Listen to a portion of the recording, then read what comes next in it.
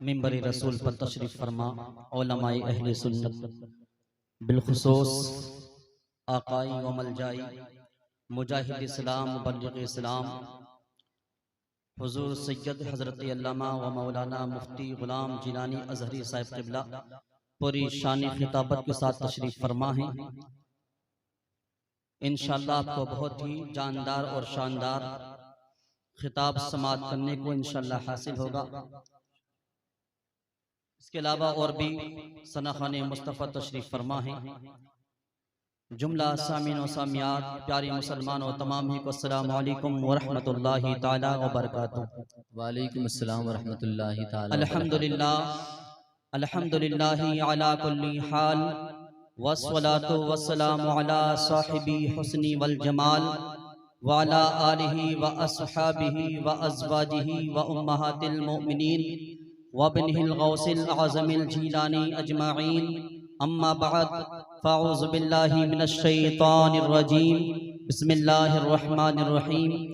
व मिन आयातिहि अन खलक़ लकुम मिन अनफुसिकुम अज़वाजन लितस्कुनु इलैहा व जअला बैनकुम मवद्दतन व रहमा इन्न फ़ी ज़ालिका लआयातिन लिक़ौमिन यतफ़क्करून।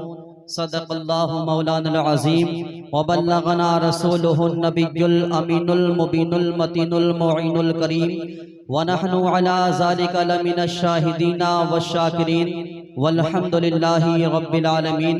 आइए हम सब मिलकर सबसे पहले मदीने के ताजदार शहनशाह ज़ीवकार कायनात के अव्वलीन फसले बहार बेकसों के कस बेसहारों के सहारा लंबे लंबे हाथों से भीख देने वाले आका हजरत अब्दुल्ला के नूरे नज़र हजरत आमिना रज़ियल्लाहु ताला अन्हा के लख्ते जिगर जनाब अहमद मुज्तबा मोहम्मद मुस्तफ़ा सल्लल्लाहु ताला अलैहि वसल्लम की बारगाह मुक़द्दस मुतहर में झूमकर दुरूद पाक पढ़ें। अल्लाहुम्मा सल्ली अला सय्यदिना व अला आलि सय्यदिना व मौलाना मुहम्मदिन मुबारक वसल्लिम। सल्लु अलैहि सलातुन व सलाम अलैका या रसूल अल्लाह सल्लल्लाहु ताला अलैहि वसल्लम। लाइक मुबारकबाद है शौकीन भाई और उनके साहबजादे तौफीक भाई के इस सुनहरे वक्त पर, खुशी के वक्त पर, शादी के मौके पर इस अजीम शान कॉन्फ्रेंस को सजाया और रचाया गया है। रब्बे ज़ुल जलाल की बारगाह में दुआ गो हूँ परवरदिगार आलम इस महफिल पाक को अपनी बारगाह में कबूल अता फरमाए। और जो शादी जो अक़द मसनून जो निकाह होने के लिए जा रहा है परवरदिगार आलम उस निकाह खाने को अपनी बारगाह में कबूल अता फरमाए। दुल्हन का घर में आना मुबारक फरमाए। परवरदिगार तमाम ही मुसलमान भाइयों को हर तरह की परेशानियों से महफूज फरमाए। बड़ी खुशी की बात है, वरना कौन शादी की महफिलों में, शादी की तकरीबात में कौन ऐसे जलसे सजाता है। कुछ तो डीजे बाजे के शौकीन होते हैं, कुछ नाच गाने के शौकीन होते हैं। लायक मुबारकबाद है शौकीन भाई उनके साहबजादे कि उन्होंने शैतान को राज़ी करने के लिए ना तो डीजे का इंतजाम किया है, नाच गाने का इंतजाम किया है। अल्हम्दुलिल्लाह सुन्नत रसूल के मौके पर जिक्र मुस्तफ़ा की महफिल को सजाया है। वाह वाह वाह, सुभान अल्लाह सुभान अल्लाह। लायक मुबारकबाद है। बहरहाल वक्त इतना नहीं है, सैयद साहब इंशा बोलेंगे, हर पहलू पे इंशाअल्लाह तकरीर होगी। मैं चंद लम्हात के लिए आपके सामने हाजिर हूँ। शायर ने लिखा है कि सरदार देख कर न जमींदार देख कर, सरदार देख कर न जमींदार देख कर, अरे रिश्ता करो नबी का वफादार देख कर। सरदार देख कर न जमींदार देख कर, रिश्ता करो नबी का वफादार देख कर। और जन्नत में उसका जाना तो कल फर्ज हो गया, जन्नत में उसका जाना तो कल फर्ज हो गया। जो मर गया है रोज़े सरकार देखकर, जो मर गया है रोज़े सरकार देखकर, अरे सरदार करेंगे न जमींदार करेंगे, सरदार करेंगे न जमींदार करेंगे। उम्मत की मदद तो सैयद अबरार करेंगे। बरोज़े महशर ये कह दूंगा फरिश्तों से कि हट जाओ, बरोज़े महशर ये कह दूंगा फरिश्तों से कि हट जाओ। अब जो भी करेंगे मेरे सरकार करेंगे, अब जो भी करेंगे मेरे सरकार करेंगे। अरे कौन कहता है कि वो गैरों को टाल देता है, कौन कहता है कि वो गैरों को टाल देता है। सभी को आमिना बीवी का लाल देता है। और खुदा जाने नबी के नाम में क्या है असर, खुदा जाने नबी के नाम में क्या है असर, मैं डूबता होता हूँ तो समंदर उछाल देता है, मैं डूबता होता हूँ तो समंदर उछाल देता है। अल्लाह तबारक व तआला कुरान मुकद्दस में इरशाद फरमाता है, वमिन आयातिही अन खलक़ लकुम मिन अनफुसिकुम अज़वाजन लितस्कुनू इलैहा व जअला बैनकुम मवद्दतन व रहमा। अल्लाह रब्बुल इज्जत इरशाद फरमाता है, अल्लाह तबारक व तआला की निशानियों में से एक निशानी यह है कि परवरदिगार आलम ने तुम ही में से अल्लाह पाक ने तुम्हारे जोड़ों को पैदा फरमाया है। क्यों जोड़ों को पैदा फरमाया? अल्लाह इरशाद फरमाता है, अज़वाजन लितस्कुनू इलैहा, ताकि एक दूसरे से सुकून हासिल किया जाए। बेशक बेशक सुभान अल्लाह, ताकि एक दूसरे से सुकून हासिल किया जाए। अल्लाह पाक इरशाद फरमाता है, अल्लाह की निशानियों में से एक निशानी यह है कि अल्लाह पाक ने आप ही में से आपके लिए जोड़ों को पैदा फरमाया है। क्यों जोड़ों को पैदा फरमाया? लितस्कुनू इलैहा, ताकि एक दूसरे से सुकून हासिल किया जाए। अल्लाह पाक ने जोड़े को पैदा फरमाने के बाद अल्लाह फरमाता है, हमने उस जोड़े के अंदर मोहब्बत को रखा है और रहमत को रखा है। सुभान अल्लाह, हमने उस जोड़े के अंदर मोहब्बत पैदा फरमाई है और रहमत अता फरमाई है। मुफस्सिरीन इकराम बयान फरमाते हैं, यहाँ जोड़े से मुराद शौहर और बीबी का रिश्ता है। अल्लाह पाक ने शौहर और बीबी को एक जान से पैदा फरमाया। तमाम इंसान हजरत आदम अलैहिस्सलाम की जान है। हजरत आदम अलैहिस्सलाम की औलाद ही में से अल्लाह तबारक व तआला ने किसी को मर्द बनाया, किसी को औरत बनाया। जो मर्द है उसे शौहर कहा जाता है, जो औरत है उसे बीवी कहा जाता है। बहरहाल अल्लाह तबारक व तआला ने इंसान के लिए जोड़े पैदा फरमाए ताकि मर्द औरत से सुकून हासिल करे और औरत मर्द से सुकून हासिल करे। अल्लाह पाक ने चौथे पारे में सूरह निसा में इरशाद फरमाया, फनकिहू मा ताब लकुम मिनन निसाई मसना व सुलासा व रुबा व इन खिफ्तुम अल्ला तअदिलू फवाहिदा। अल्लाह इरशाद फरमाता है, ए लोगों, तुम औरतों में से जिससे भी चाहो निकाह करो। अगर आपकी इस्तिताअत है 2 निकाह करो, 3 करो, 4 करो। अगर आप 2, 3 या 4 की ताकत नहीं रखते, अल्लाह फरमाता है तो 1 निकाह करो। कितने निकाह करो? 1 निकाह करो। लिहाजा शरीयत के अंदर जो इंसान अपनी 2 या 3 या 4 बीवी के हुकूक को अदा करता है, चारों के दरमियान या 2 के दरमियान इंसाफ करता है, वो इतनी ताकत रखता है कि 2 बीवियों के खर्चे को वो उठा सकता है और उनके हुकूक को अदा कर सकता है, दोनों के दरमियान इंसाफ कर सकता है। तो ऐसा इंसान अगर चाहता है कि मैं दूसरी शादी कर लूं तो उसके लिए दूसरी शादी करना जायज है। इसी तरीके से जो 3 की ताकत रखता है वो 3 शादी कर सकता है, जो 4 की ताकत रखता है वो 4 शादियां कर सकता है। अगर 2, 3 या 4 की ताकत नहीं रखता तो अल्लाह फरमाता है तो 1 निकाह करो। कितना? 1 निकाह करो। बहरहाल आज देखा जाए तो शादी के बाद घरों के अंदर बड़ी परेशानी आती है।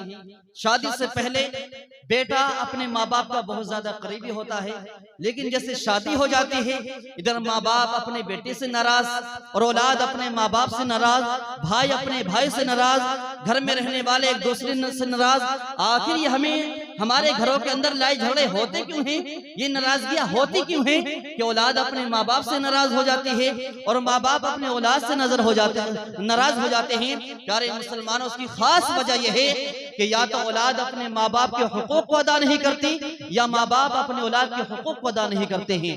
हालांकि शादी के बाद होना ये चाहिए कि जिस बेटे की शादी हुई है उस बेटे को चाहिए कि अपनी बीवी से भी मोहब्बत करे और बीवी के साथ साथ ना तो कभी अपने बाप की मोहब्बत को भूले, ना कभी अपनी माँ को मोहब्बत को भूले। लिहाजा जहाँ बीवी के हुकूक की बात है तो बीवी के हुकूक को भी अदा करे, और जहाँ माँ बाप के हुकूक की बात है वो अपने माँ बाप के हुकूक को भी अदा करे। और जो अपने माँ बाप के हुकूक को अदा करे और माँ बाप अपने औलाद के हुकूक को अदा करें, घर के अंदर जो भी लोग रहने वाले हैं एक दूसरे के हुकूक को अदा करें। मैं यकीन के साथ कहता हूँ इंशाअल्लाह उस घर के अंदर कभी लड़ाई झगड़े नहीं हो सकते हैं। प्यारे आका अलैहिस्सलातु वस्सलाम ने इरशाद फरमाया, ए लोगों, अगर तुम चाहते हो कि तुम्हारी औरतें तुम्हारी फरमाबरदार हो जाएं, तुम्हारा कहना माने, प्यारे आका ने इरशाद फरमाया कभी भी अपनी औरत को गालियां ना बकना। हुजूर इरशाद फरमाते हैं, अगर तुम चाहते हो कि तुम्हारी औरतें तुम्हारी फरमाबरदार हो जाएं तुम्हारा कहना माने। हुजूर ने इरशाद फरमाया कभी अपनी औरत के चेहरे पे नहीं मानना है। हुजूर इरशाद फरमाते हैं तुम चाहते हो कि तुम्हारी औरतें तुम्हारा कहना माने, तुम्हारी फरमाबरदार हो जाएं। अल्लाह के रसूल सल्लल्लाहु तआला अलैहि वसल्लम इरशाद फरमाते हैं जब घर के अंदर कोई नया काम करने चलो तो उस काम के मशवरे में अपनी औरत को शरीक कर लो। सुभान अल्लाह, अपनी औरत को शरीक कर लो। फायदा क्या होगा? जो घर में आने वाली दुल्हन है, जो बहू बन करके आई है, जो उसे किसी काम के मशवरे में जो शामिल किया जाएगा तो उसके जहन में ये बात आएगी कि घर के अंदर मेरी भी पहुंच होती है, मेरा भी सम्मान किया जाता है, लोग मेरी भी इज्जतें करते हैं। चाहे उसका मशवरा अगर नुकसान की तरफ ले जाने वाला है तो चाहे आप उसके मशवरे को ना माने, अपने ही फैसले पे अमल करें। लेकिन हुजूर इरशाद फरमाते हैं अगर चाहते हो कि तुम्हारी औरतें तुम्हारा कहना माने तो लिहाजा कोई घर के अंदर कोई नया काम करने चलो तो उस नए काम के मशवरे में अपनी औरत को शरीक कर लो। सुभान अल्लाह, सुभान अल्लाह। हुजूर ने इरशाद फरमाया, प्यारे आका इरशाद फरमाते हैं कि वो औरत जिसने दुनिया के अंदर अपने शोहर को नाराज कर लिया और इसी हाल में वो मर गई, हुजूर इरशाद फरमाते हैं उस औरत पे जहन्नम वाजिब हो गई, उस औरत पे जहन्नम वाजिब हो गई। प्यारे आका इरशाद फरमाते हैं खुश नसीब है वो औरत कि जिसने दुनिया में रहकर परेशानियां उठाई, मना के शोहर कम कमाता था, परेशानी वक्ती तौर पर आई, लेकिन सारी परेशानियों को बर्दाश्त करके जिस औरत ने दुनिया में रहकर अपने शोहर को राजी कर लिया और इसी हाल में वो दुनिया से गई कि उसका शोहर उससे राजी है, हुजूर इरशाद फरमाते हैं ऐसी औरत के लिए जन्नत वाजिब हो गई। सुभान अल्लाह, सुभान अल्लाह। ऐसी औरत के लिए जन्नत वाजिब हो गई। आज हमारे समाज का माहौल बहुत ज्यादा खराब हो चुका है।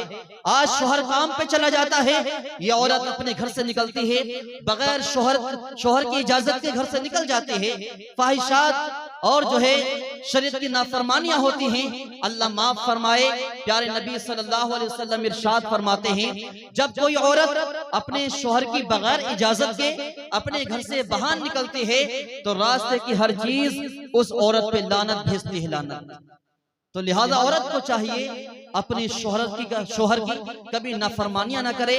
लिहाजा अगर हम चाहते हैं कि हमारे घरों के अंदर मोहब्बत रहें, हम मोहब्बत के साथ रहें, तो लिहाजा शोहर के ऊपर जिम्मेदारी है अपनी बीवी से भी मोहब्बत करे, अपने माँ बाप से भी मोहब्बत करे, अपने भाइयों से भी मोहब्बत करे, हर किसी के हुकूक को आपस में अदा करे। इंशाअल्लाह कभी घर के अंदर लड़ाई झगड़े नहीं हो सकते हैं। सैयद साहब की मौजूदगी में मैं आपको एक मसला और बताता हूँ। देखिए कितने ऐसे हमारे बुजुर्ग हैं जिनकी उम्र 50 साल की हो गई, 60 साल की हो गई, उनका जो वक्त निकाह, जो मेहर तय हुआ था, जो मुकर्रर हुआ था, आज भी कितने ऐसे लोग होंगे कि जिन्होंने अपना मेहर, अपनी बीवी के मेहर को अदा नहीं किया होगा। निकाह के अंदर मेहर को अदा करना ये वाजिब है। क्या है? वाजिब है। हालांकि मेहर की 3 किस्में हैं, मेहर मुअज्जल, मेहर मुतलक।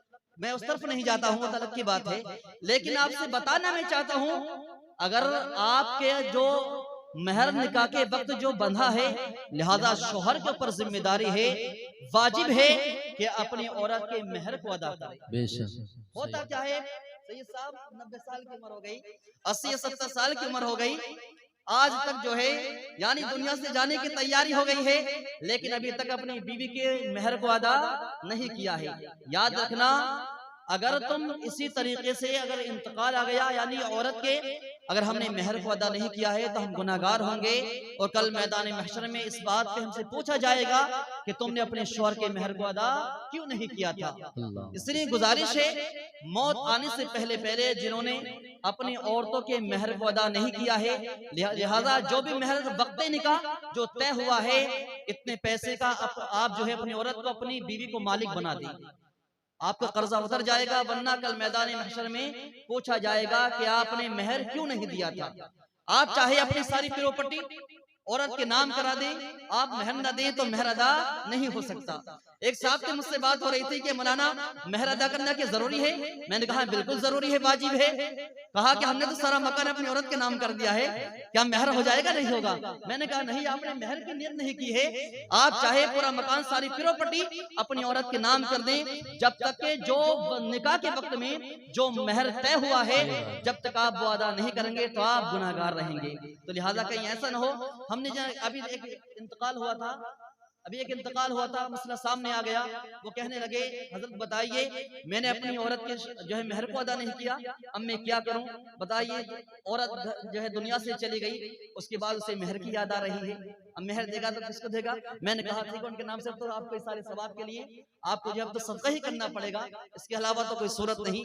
बहरहाल जब तक आप दुनिया में जिंदा हैं, जो आप पर फराइज और वाजिबात हैं आप उन पर अमल करें।